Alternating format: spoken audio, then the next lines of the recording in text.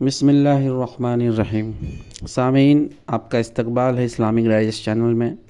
اور سود کتاب کا جو مطالعہ ہم لوگ کر رہے ہیں اس کے آج ہم 8ویں باب میں پہنچ گئے ہیں۔ 8ویں باب کا عنوان ہے معاشی قوانین کی تدوین جدید، یعنی اگر اکنامک لا بنائے جائیں گے تو اس کے جو نئے کمپائلیشن ہوں گے وہ کیا ہوں گے، اور اس کے اصول یعنی پرنسپلز۔ ہم تسلیم کرتے ہیں کہ زمانے کے حالات بدل چکے ہیں۔ دنیا کے تمدنی اور معاشی احوال میں بہت بڑا انقلاب رونما ہوا ہے، اور اس انقلاب نے مالی اور تجارتی معاملات کی صورت کچھ سے کچھ کر دی ہے۔ ایسے حالات میں وہ اجتہادی قوانین جو اسلام کے ابتدائی دور میں حجاز، عراق، شام اور مصر کے معاشی و تمدنی حالات کو ملحوظ رکھ کر مدون کیے گئے تھے، مسلمانوں کی موجودہ ضرورتوں کے لیے کافی نہیں ہیں۔ فقہاء کرام نے اس دور میں احکام شریعت کی جو تعبیر کی تھی وہ معاملات کی ان صورتوں کے لیے تھی جو ان کے گرد و پیش کی دنیا میں پائی جاتی تھیں، مگر اب ان میں سے بہت سی صورتیں باقی نہیں رہی ہیں، اور بہت سی دوسری صورتیں ایسی پیدا ہو گئی ہیں جو اس وقت موجود نہ تھی۔ اس لیے بیع و شرع اور مالیات و معاشیات کے متعلق جو قوانین ہماری فقہ کی قدیم کتابوں میں پائے جاتے ہیں ان پر بہت کچھ اضافے کی اب یقیناً ضرورت ہے۔ بس اختلاف اس امر میں نہیں ہے کہ معاشی اور مالی معاملات کے لیے قانون اسلامی کی تدوین جدید ہونی چاہیے یا نہیں، بلکہ اس امر میں ہے کہ تدوین کس طرز پر ہو۔ تجدید سے پہلے تفکر کی ضرورت۔ ہمارے جدت پسند حضرات نے جو طریقہ اختیار کیا ہے یعنی ایکسٹریمسٹ، اگر اس کا اتباع کیا جائے اور ان کی احوا کے مطابق احکام کی تدوین کی جائے تو یہ دراصل اسلامی شریعت کے احکام کی تدوین نہ ہوگی بلکہ ان کی تحریف ہوگی، اور اس کے معنی یہ ہوں گے کہ در حقیقت ہم اپنی معاشی زندگی میں اسلام سے مرتد ہو رہے ہیں، اس لیے کہ وہ طریقہ جس کی طرف یہ حضرات ہماری رہنمائی کر رہے ہیں اپنے مقاصد اور نظریات اور اصول و مبادی میں اسلامی طریقہ سے کلی منافات رکھتا ہے۔ ان کا مقصود محض کسب مال ہے یعنی پیسے کمانا، اور اسلام کا مقصود اکل حلال، ان کا منتہی مال یہ ہے کہ انسان لکھپتی کروڑپتی بنے، عام اس سے کو جائز ذرائع سے بنے یا ناجائز ذرائع سے، مگر اسلام یہ چاہتا ہے کہ انسان جو کچھ کمائے جائز طریقے سے اور دوسروں کی حق تلفی کیے بغیر کمائے، خواہ لکھپتی بن سکے یا نہ بن سکے۔ یہ لوگ کامیاب اس کو سمجھتے ہیں جس نے دولت حاصل کی، زیادہ سے زیادہ معاشی وسائل پر قابو پایا اور ان کے ذریعہ سے آسائش، عزت، طاقت اور نفوذ و اثر کا مالک ہوا، خواہ یہ کامیابی اس نے کتنی ہی خود غرضی، ظلم، شقاوت، جھوٹ، فریب اور بے حیائی سے حاصل کی ہو۔ اس کے لیے اپنے دوسرے ابنائے نو کے حقوق پر کتنے ہی ڈاکے ڈالے ہوں، اور اپنے ذاتی مفاد کے لیے دنیا میں شر و فساد، بد اخلاقی اور فواحش پھیلانے اور نوع انسانی کو مادی، اخلاقی اور روحانی ہلاکت کی طرف دھکیلنے میں ذرہ برابر دریغ نہ کیا ہو، لیکن اسلام کی نگاہ میں کامیاب وہ ہے جس نے صداقت، امانت، نیک نیتی اور دوسروں کے حقوق و مفاد کی پوری نگہداشت کے ساتھ کسب معاش کی جدوجہد کی۔ اگر اس طرح کی جدوجہد میں کروڑپتی بن گیا تو یہ اللہ کا انعام ہے، لیکن اگر اس کو تمام عمر صرف قوت لا یموت ہی پر زندگی بسر کرنی پڑی ہو، اور اس کو پہننے کے لیے پیبند لگے کپڑے اور رہنے کے لیے ایک ٹوٹی ہوئی جھونپڑی سے زیادہ کچھ نصیب نہ ہوا، تب بھی وہ ناکام نہیں۔ نقطہ نظر کا یہ اختلاف ان لوگوں کو اسلام کے بالکل مخالف ایک دوسرے راستے کی طرف لے جاتا ہے جو خالص سرمایہ داری کا راستہ ہے۔ اس راستے پر چلنے کے لیے ان کو جن آسانیوں اور رخصتوں اور اباحتوں کی ضرورت ہے وہ اسلام میں کسی طرح نہیں مل سکتی۔ اسلام کے اصول اور احکام کو کھینچ تان کر خواہ کتنا ہی پھیلا دیجیے، مگر یوں کیوں کر ممکن ہے کہ جس مقصد کے لیے اصول اور احکام وضع ہی نہیں کیے گئے ہیں اس کی تحصیل کے لیے ان سے کوئی ضابطہ اور دستور العمل اخذ کیا جا سکے۔ بس جو شخص اس راستہ پر جانا چاہتا ہو اس کے لیے تو بہتر یہی ہے کہ وہ دنیا کو اور خود اپنے نفس کو دھوکہ دینا چھوڑ دے اور اچھی طرح سمجھ لے کہ سرمایہ داری کے راستے پر چلنے کے لیے اس کو اسلام کے بجائے صرف مغربی یورپ اور امریکہ ہی کے معاشی اور مالی اصول و احکام کا اتباع کرنا پڑے گا۔ رہے وہ لوگ جو مسلمان ہیں اور مسلمان رہنا چاہتے ہیں، قرآن اور طریق محمدی صلی اللہ علیہ وسلم پر ایمان رکھتے ہیں اور اپنی عملی زندگی میں اسی کا اتباع کرنا ضروری سمجھتے سمجھتے ہیں تو ان کو ایک جدید ضابطہ احکام کی ضرورت دراصل اس لیے نہیں ہے کہ وہ نظام سرمایہ داری کے ادارات سے فائدہ اٹھا سکیں یا ان کے لیے قانون اسلامی میں ایسی سہولتیں پیدا کی جائیں جن سے وہ کروڑپتی، تاجر، ساہوکار اور کارخانہ دار بن سکے، بلکہ ان کو ایسے ایک ضابطہ کی ضرورت صرف اس لیے ہے کہ وہ جدید زمانے کے معاشی حالات اور مالی و تجارتی معاملات میں اپنے طرز عمل کو اسلام کے صحیح اصولوں پر ڈھال سکیں اور اپنے لین دین میں ان طریقوں سے بچ سکیں جو خدا کے نزدیک پسندیدہ نہیں ہیں، اور جہاں دوسری قوموں کے ساتھ معاملات کرنے میں ان کو حقیقی مجبوریاں پیش آئیں وہاں ان رخصتوں سے فائدہ اٹھا سکیں جو اسلامی شریعت کے دائرے میں ایسے حالات کے لیے نکل سکتی ہیں۔ اس غرض کے لیے قانون کی تدوین جدید بلا شبہ ضروری ہے، اور علماء اسلام کا فرض ہے کہ اس ضرورت کو پورا کرنے کی سعی کریں۔ اسلامی قانون میں تجدید کی ضرورت۔ اسلامی قانون کوئی ساکن اور منجمد یعنی اسٹیٹک قانون نہیں ہے کہ ایک خاص زمانہ اور خاص حالات کے لیے اس کو جس صورت پر مدون کیا گیا ہو اسی صورت پر وہ ہمیشہ قائم رہے، اور زمانہ اور حالات اور مقامات کے بدل جانے پر بھی اس صورت میں کوئی تغیر نہ کیا جا سکے۔ جو لوگ اس قانون کو ایسا سمجھتے ہیں وہ غلطی پر ہیں، بلکہ ہم یہ کہیں گے کہ وہ اسلامی قانون کی روح ہی کو نہیں سمجھتے ہیں۔ اسلام میں دراصل شریعت کی بنیاد حکمت اور عدل پر رکھی گئی ہے۔ تشریع یعنی قانون سازی کا اصل مقصد بندگان خدا کے معاملات اور تعلقات کی تنظیم اس طور پر کرنا ہے کہ ان کے درمیان مزاحمت اور مقابلہ یعنی کمیونیکیشنز کے بجائے تعاون اور ہمدردانہ اشتراک عمل ہو۔ ایک دوسرے کے متعلق ان کے فرائض اور حقوق ٹھیک انصاف اور توازن کے ساتھ مقرر کر دیے جائیں، اور اجتماعی زندگی میں ہر شخص کو نہ صرف اپنی استعداد کے مطابق ترقی کرنے کے پورے مواقع ملے بلکہ وہ دوسروں کی شخصیت کے نشو و نما میں بھی مددگار ہوں، یا کم از کم ان کی ترقی میں مانع و مزاحم بن کر موجب فساد نہ بن جائے۔ اس غرض کے لیے اللہ تعالیٰ نے فطرت انسانی اور حقائق اشیاء کے اس علم کی بنا پر جو اس کے سوا کسی کو حاصل نہیں ہے زندگی کے ہر شعبہ میں چند ہدایات دی ہیں، اور اس کے رسول صلی اللہ علیہ وسلم نے اسی کے دیے ہوئے علم سے ان ہدایات کو عملی زندگی میں نافذ کر کے ہمارے سامنے ایک نمونہ پیش کر دیا ہے۔ یہ ہدایات اگرچہ ایک خاص زمانے اور خاص حالات میں دی گئی تھیں اور ان کو ایک خاص سوسائٹی کے اندر نافذ کرایا گیا تھا، لیکن ان کے الفاظ سے اور ان طریقوں سے جو رسول اللہ صلی اللہ علیہ وسلم نے ان کو عملی جامہ پہنانے میں اختیار فرمائے تھے، قانون کی چند ایسے وسیع اور ہمگیر اصول نکلتے ہیں جو ہر زمانے اور ہر حالت میں انسانی سوسائٹی کی عادلانہ تنظیم کے لیے یکساں، مفید اور قابل عمل ہے۔ اسلام میں جو چیز اٹل اور ناقابل تغیر و تبدل ہے وہ یہی اصول ہے۔ اب یہ ہر زمانہ کے مجتہدین کا کام ہے کہ عملی زندگی میں جیسے جیسے حالات اور حوادث پیش آتے جائیں ان کے لیے شریعت کے اصولوں سے احکام نکالتے چلے جائیں، اور معاملات میں ان کو اس طور پر نافذ کریں کہ شارع کا اصل مقصد پورا ہو۔ شریعت کے اصول جس طرح غیر متبدل ہے اس طرح وہ قوانین متبدل نہیں ہیں جن کو انسانوں نے ان اصولوں سے اخذ کیا ہے، کیونکہ وہ اصول خدا نے بنائے ہیں اور یہ قوانین انسانوں نے مرتب کیے ہیں۔ وہ تمام ازموں و امکنہ اور احوال و حوادث کے لیے ہے، اور یہ خاص حالات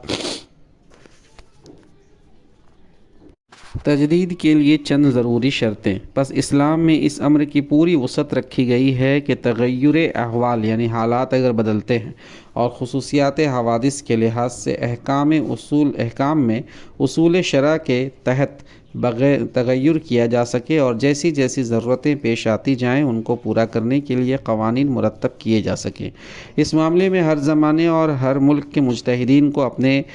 زمانی اور مکانی حالات کے لحاظ سے استنباط احکام و تفریع مسائل کے پورے اختیارات حاصل ہیں، اور ایسا ہرگز نہیں ہے کہ کسی خاص دور کے اہل علم کو تمام زمانوں اور تمام قوموں کے لیے وضع قانون کا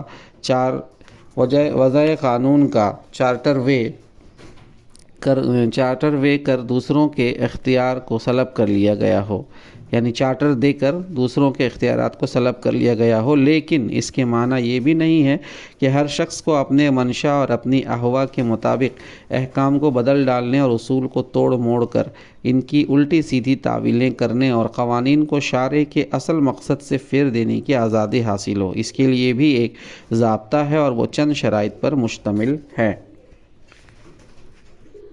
پہلی شرط، فروعی قوانین مدون کرنے کے لیے سب سے پہلے جس چیز کی ضرورت ہے وہ یہ ہے کہ مزاج شریعت کو اچھی طرح سمجھ لیا جائے۔ یہ بات صرف قرآن مجید کی تعلیم اور نبی صلی اللہ علیہ وسلم کی سیرت میں تدبر کرنے ہی سے حاصل ہو سکتی ہے۔ یہاں اشارتاً یہ کہہ دینا بیجا نہ ہوگا کہ اس زمانے میں اجتہاد کا دروازہ بند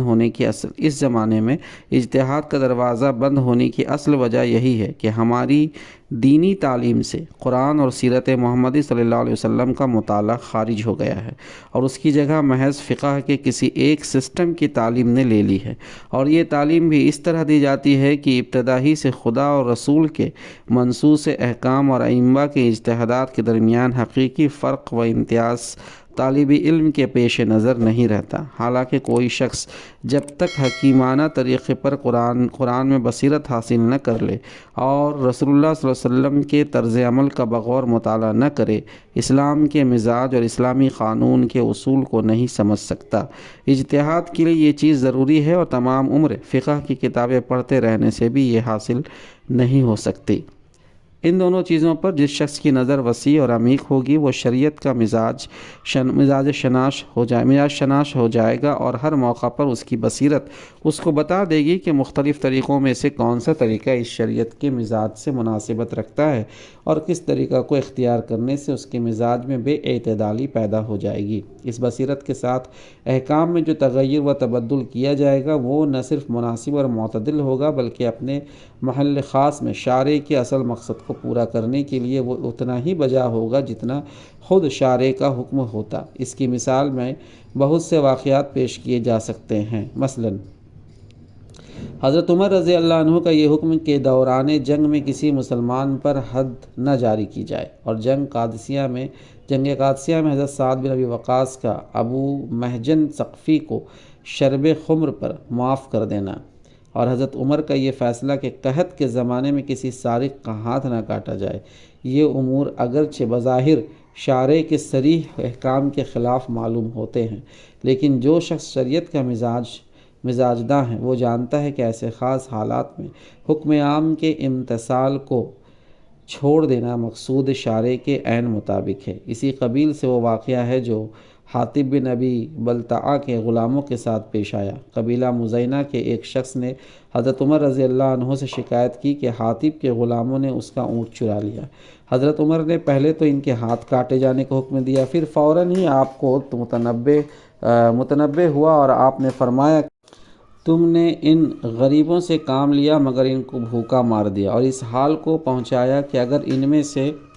کوئی شخص حرام چیز بھی کھا لے تو اس کے لیے جائز ہو جائے۔ یہ کہہ کر آپ نے ان غلاموں کو معاف کر دیا اور ان کے مالک سے اونٹ والے کو تاوان دلوایا۔ اسی طرح تطلیقات ثلاثہ کے مسئلے میں حضرت عمر رضی اللہ عنہ نے جو حکم صادر فرمایا وہ بھی عہد رسالت کے عمل درآمد سے مختلف تھا، مگر چونکہ احکام میں یہ تمام تغیرات شریعت کے مزاج کو سمجھ کر کیے گئے تھے اس لیے ان کو کوئی نامناسب نہیں کہہ سکتا۔ بخلاف اس کے جو تغیر اس فہم اور بصیرت کے بغیر کیا جاتا ہے وہ مزاج شرع میں بے اعتدالی پیدا کر دیتا ہے اور باعث فساد ہو جاتا ہے۔ دوسری شرط، مزاج شریعت کو سمجھنے کے بعد دوسری اہم شرط یہ ہے کہ زندگی کے جس شعبہ میں قانون بنانے کی ضرورت ہو اس کے متعلق شارع کے جملہ احکام پر نظر ڈالی جائے اور ان میں غور و فکر کر کے یہ معلوم کیا جائے کہ ان سے شارع کا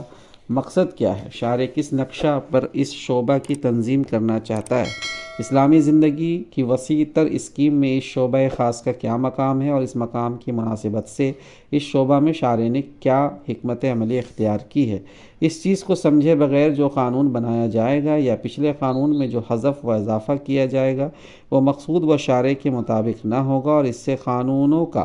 رخ اپنے مرکز سے منحرف ہو جائے گا۔ قانون اسلامی میں ظواہر احکام کی اہمیت اتنی نہیں ہے جتنی مقاصد احکام کی ہے۔ فقیہ کا اصل کام یہی ہے کہ شارع کے مقصود اور اس کی حکمت و مصلحت پر نظر رکھے۔ بعض خاص مواقع ایسے آتے ہیں جن میں اگر ظواہر احکام پر جو عام حالات کو مد نظر کر دیے گئے تھے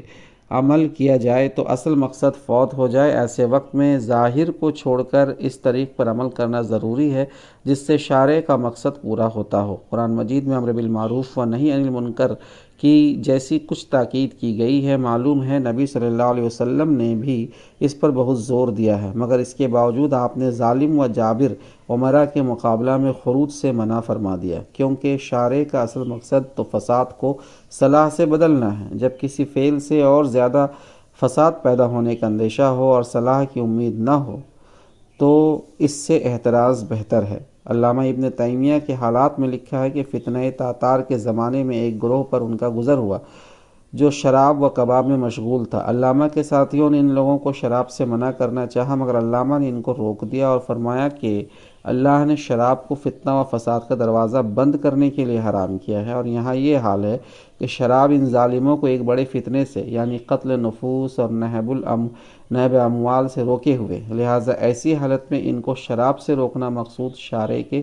خلاف ہے۔ اس سے معلوم ہوا کہ حوادث کی خصوصیات کے لحاظ سے احکام میں تغیر کیا جا سکتا ہے، مگر تغیر ایسا ہونا چاہیے جس سے شارع کا اصل مقصد پورا ہو، نہ کہ الٹا فوت ہو جائے۔ اسی طرح بعض احکام ایسے ہیں جو خاص حالات کی رعایت سے خاص الفاظ میں دیے گئے تھے۔ اب فقیہ کا کام یہ نہیں ہے کہ تغیر احوال کے باوجود انہی الفاظ کی پابندی کرے، بلکہ اس کو ان الفاظ سے شارع کے اصل مقصد کو سمجھنا چاہیے اور اس مقصد کو پورا کرنے کے لیے حالات کے لحاظ سے مناسب احکام وضع کرنے چاہیے۔ مثلا نبی صلی اللہ علیہ وسلم نے صدقہ فطر میں 1 سا کھجور یا 1 سا جو یا 1 سا کشمش دینے کا وہی حکم فرمایا تھا۔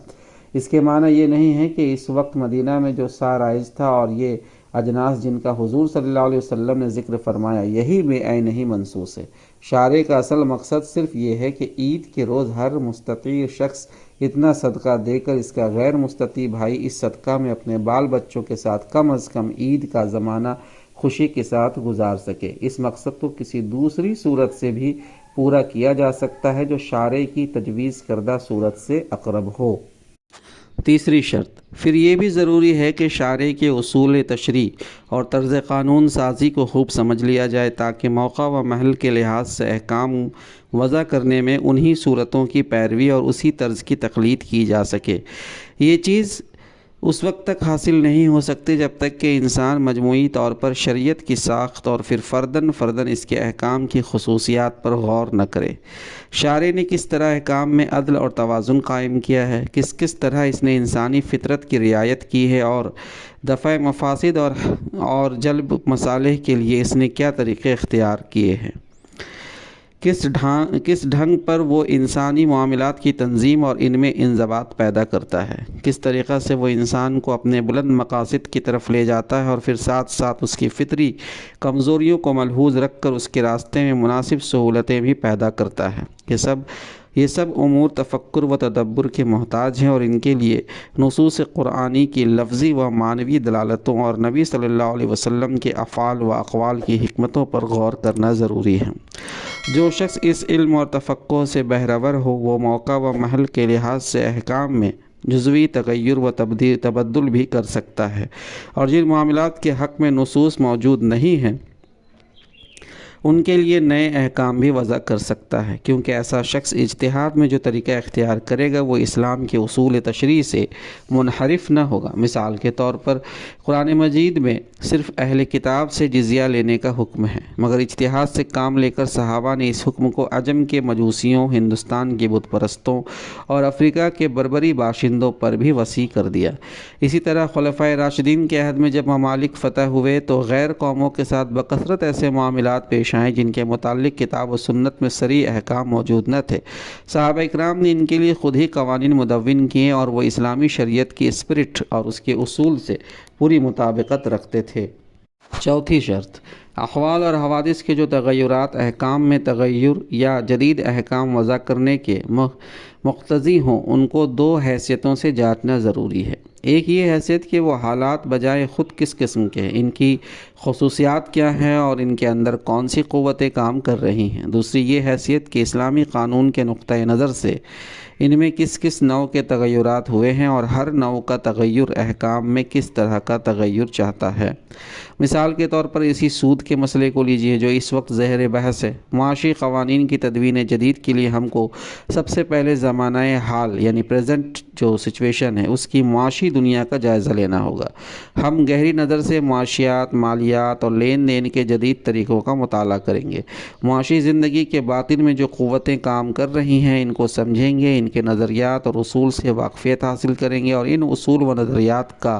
ظہور جن عملی صورتوں میں ہو رہا ہے ان پر اطلاع حاصل کریں گے۔ اس کے بعد ہم یہ دیکھیں گے کہ زمانہ سابق یعنی پچھلے زمانے کی بنسبت ان معاملات میں جو تغیرات ہوئے ہیں ان کو اسلامی قانون کے نقطہ نظر سے کن اقسام پر منقسم کیا جا سکتا ہے اور ہر قسم پر شریعت کے مزاج اور اس کے مقاصد اور اصول تشریع کی مناسبت سے کس طرح کے احکام جاری ہونے چاہیے۔ جزئیات سے قطع نظر کر کے اصولاً ان تغیرات کو ہم دو قسموں پر منقسم کر سکتے ہیں۔ وہ تغیرات جو در حقیقت تمدنی احوال کے بدل جانے سے رونما ہوئے ہیں اور جو دراصل انسان کے علمی و عقلی نشو و ارتقاء اور خزائن الہی کے یعنی اللہ کے خزانے کے مزید اکتشافات اور مادی اس اسباب و وسائل کی ترقی اور حمل و نقل اور محاورات یعنی کامن جو گول ہوتا ہے یا کامونائزیشن آپ کہہ سکتے ہیں، اس کی سہولتوں اور ذرائع پیداوار کی تبدیلی اور بین الاقوامی تعلقات کی وسعتوں کے طبیعی نتائج ہیں۔ ایسے تغیرات اسلامی قانون کے نقطہ نظر سے طبیعی اور حقیقی تغیرات میں ان کو نہ تو مٹایا جا سکتا ہے اور نہ مٹانا مطلوب ہے، بلکہ ضرورت اس امر کی ہے کہ ان کے اثر سے معاشی احوال اور مالی معاملات اور تجارتی لین دین کی جو نئی صورتیں پیدا ہو گئی ہیں ان کے لیے اصول شریعت کے تحت نئے احکام وضع کیے جائیں تاکہ ان کے بدلے ہوئے حالات میں مسلمان اپنے عمل کو ٹھیک ٹھیک اسلامی طرز پر ڈھال سکے۔ اس میں طبیعی لفظ استعمال ہوا ہے، یعنی آپ اس کو نیچرل یا انٹرنسک کہہ سکتے ہیں۔ نمبر 2، وہ تغیرات جو دراصل تمدنی ترقی کے فطری نتائج نہیں ہیں بلکہ دنیا کے معاشی نظام اور مالی معاملات پر ظالم سرمایہ داروں کے حاوی ہو جانے کی وجہ سے رونما ہوئے ہیں۔ وہی ظالمانہ سرمایہ داری جو عہد جاہلیت میں پائی جاتی تھی۔ اس پر ایک نوٹ ہے، یہاں سرمایہ داری کے لفظ کو ہم اس محدود معنی میں استعمال نہیں کر رہے ہیں جس میں وہ آج کل اصطلاحاً استعمال کیا جاتا ہے، بلکہ اس وسیع معنی میں لے رہے ہیں جو سرمایہ داری کی حقیقت میں پوشیدہ ہے۔ اصطلاحی سرمایہ داری یورپ کے صنعتی انقلاب کی پیداوار ہے، وہاں جو انڈسٹریلائزیشن کا جو انقلاب آیا تھا اس کی، مگر حقیقت سرمایہ داری ایک قدیم چیز ہے اور اپنی مختلف شکلوں میں اس وقت سے موجود چلی آ رہی ہے جب سے انسان نے اپنے تمدن و اخلاق کی رہنمائی شیطان کے حوالہ کی ہے۔ آگے بڑھتے ہیں، اور جس کو اسلام نے صدیوں تک مغلوب کیے رکھا تھا اب دوبارہ معاشی دنیا پر غالب آ گئی ہے اور تمدن کے ترقی یافتہ اسباب و وسائل سے کام لے کر اس نے اپنے انہی پرانے نظریات کو نت نئی صورتوں سے معاشی زندگی کے مختلف معاملات میں پھیلا دیا ہے۔ سرمایہ داری کے اس غلبہ سے جو تغیرات واقع ہوئے ہیں وہ اسلامی قانون کی نگاہ میں حقیقی اور طبیعی یعنی نیچرل تغیرات نہیں ہیں بلکہ جعلی تغیرات ہیں، جن تغیرات یعنی چینجز، بدلاؤ، پریورتن، جنہیں قوت سے مٹایا جا سکتا ہے اور جن کا مٹایا جانا نوع انسانی کی فلاح و بہبود کے لیے ضروری ہے۔ مسلمان کا اصلی فرض یہ ہے کہ اپنی پوری قوت ان کے مٹانے میں صرف کر دے اور معاشی نظام کو اسلامی اصول پر ڈھالنے کی کوشش کرے۔ سرمایہ داری کے خلاف جنگ کرنے کا فرض کمیونسٹ سے بڑھ کر مسلمان پر عائد ہوتا ہے۔ کمیونسٹ کے سامنے محض روٹی کا سوال ہے اور مسلمان کے سامنے دین و اخلاق کا سوال۔ کمیونسٹ محض سعالک کی خاطر جنگ کرنا چاہتا ہے، سعالک یعنی پرولیٹریٹس کی خاطر جنگ کرنا چاہتا ہے، اور مسلمان تمام نوع بشری کے یعنی تمام ہیومینٹی کے حقیقی فائدے کے لیے جنگ کرنا چاہتا ہے، جس میں خود سرمایہ دار بھی شامل ہیں۔ کمیونسٹ کی جنگ خود غرضی پر مبنی ہے اور مسلمان کی جنگ للہیت پر، لہٰذا مسلمان تو موجودہ ظالمانہ سرمایہ داری نظام سے کبھی مصالحت یعنی کمپرمائز کر ہی نہیں سکتا۔ اگر وہ مسلم ہے اور اسلام کا پسند اسلام کا پابند ہے تو اس کے خدا کی طرف سے اس پر یہ فرض عائد ہوتا ہے کہ اس ظالمانہ نظام کو مٹانے کی کوشش کرے اور اس جنگ میں جو ممکن نقصان اس کو پہنچ سکتا ہو اسے مردانہ وار برداشت کرے۔ معاشی زندگی کے اس شعبے میں اسلام جو قانون بھی بنائے گا اس کی غرض یہ ہرگز نہ ہوگی کہ مسلمانوں کے سرمایہ داری نظام میں جذب ہو جانے اور اس کے ادارات میں حصہ لینے اور اس کی کامیابی کے اسباب فراہم کرنے میں سہولتیں پیدا کی جائیں، بلکہ اس کی واحد غرض یہ ہوگی کہ مسلمانوں کو اور تمام دنیا کو اس کی گندگی سے محفوظ رکھا جائے اور ان تمام دروازوں کو بند کیا جائے جو ظالمانہ اور ناجائز سرمایہ داری کو فروغ دیتا ہے۔ تخفیفات کے عام اصول، یعنی کچھ کمی کرنے، کچھ ہلکا پن کہہ سکتے ہیں، یا پھر انگریزی میں ڈیکریز یا کرٹیلنگ آپ کہہ سکتے ہیں۔ تو اس کے کیا عام اصول ہیں؟ اسلامی قانون میں حالات اور ضروریات کے لحاظ سے احکام کی سختی کو نرم کرنے کی بھی کافی گنجائش رکھی گئی ہے۔ چنانچہ فقہ کے اصول میں سے ایک یہ بھی ہے کہ ضرورتوں کے بنا پر بعض ناجائز چیزیں جائز ہو جاتی ہیں، اور جہاں شریعت کے کسی حکم پر عمل کرنے میں مشقت ہو وہاں آسانی پیدا کر دی جاتی ہے۔ قرآن مجید اور احادیث نبوی میں بھی متعدد مواقع پر شریعت کے اس قاعدے کی طرف اشارہ کیا گیا ہے، جیسے سورہ بقرہ کی آیت نمبر 40، اللہ کسی پر اس کی طاقت سے زیادہ تکلیف نہیں ڈالتا۔ سورہ البقرہ کی ہی آیت نمبر 33، اللہ تمہارے ساتھ نرمی کرنا چاہتا ہے، سختی نہیں کرنا چاہتا۔ سورہ الحج کی آیت نمبر 10، اس نے تم پر دین میں سختی نہیں کی ہے۔ اسی طرح اللہ تعالیٰ نے ایک جگہ فرمایا، حدیث میں ہے کہ اللہ تعالیٰ کے نزدیک سب سے زیادہ پسندیدہ دین وہ ہے جو سیدھا سادہ اور نرم ہو۔ اسلام میں ضرر اور ضرار نہیں ہے۔ بس یہ قاعدہ اسلام میں مسلم ہے کہ جہاں مشقت اور ضرر ہو وہاں احکام میں نرمی کر دی جائے، لیکن اس کے معنی یہ نہیں ہے کہ ہر خیالی اور وہمی ضرورت پر شریعت کے احکام اور خدا کی مقرر کردہ حدود کو بالائے طاق رکھ دیا جائے۔ اس کے لیے بھی چند اصول اور ضوابط ہیں جو شریعت کے تحقیقات اور غور کرنے سے بآسانی سمجھ میں آ سکتے ہیں۔ اولاً یہ دیکھنا چاہیے کہ مشقت کس درجہ کی۔ مطلقاً ہر مشقت پر تو تکلیف شرعی رفع نہیں کی جا سکتی، ورنہ سرے سے کوئی قانون ہی باقی نہ رہے گا۔ جاڑے میں وضو کی تکلیف، گرمی میں روزے کی تکلیف، سفر حج اور جہاد کی تکالیف، یقیناً یہ سب مشقت کی تعریف میں آتی ہے، مگر یہ ایسی مشقتیں نہیں ہیں جن کی وجہ سے تکلیفات ہی کو سرے سے ساقط کر دیا جائے۔ تخفیف یا اسقاط کے لیے مشقت ایسی ہونی چاہیے جو موجب ضرر، مثلاً سفر کی مشکلات، مرض کی حالت، کسی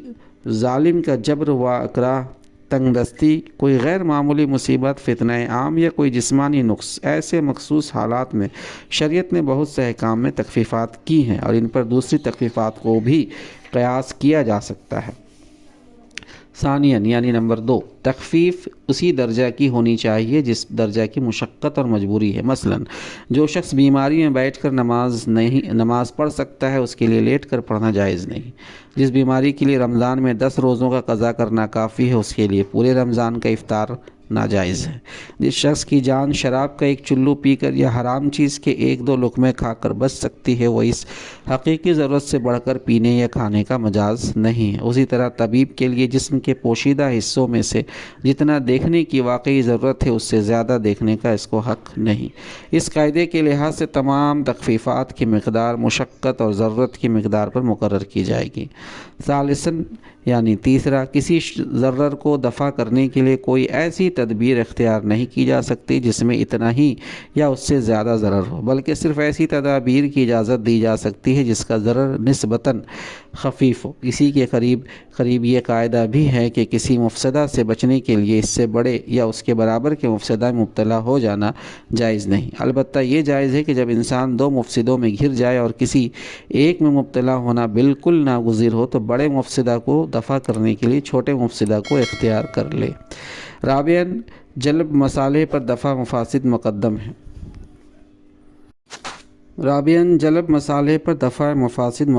شریعت کی نگاہ میں بھلائیوں کے اصول اور معمورات پر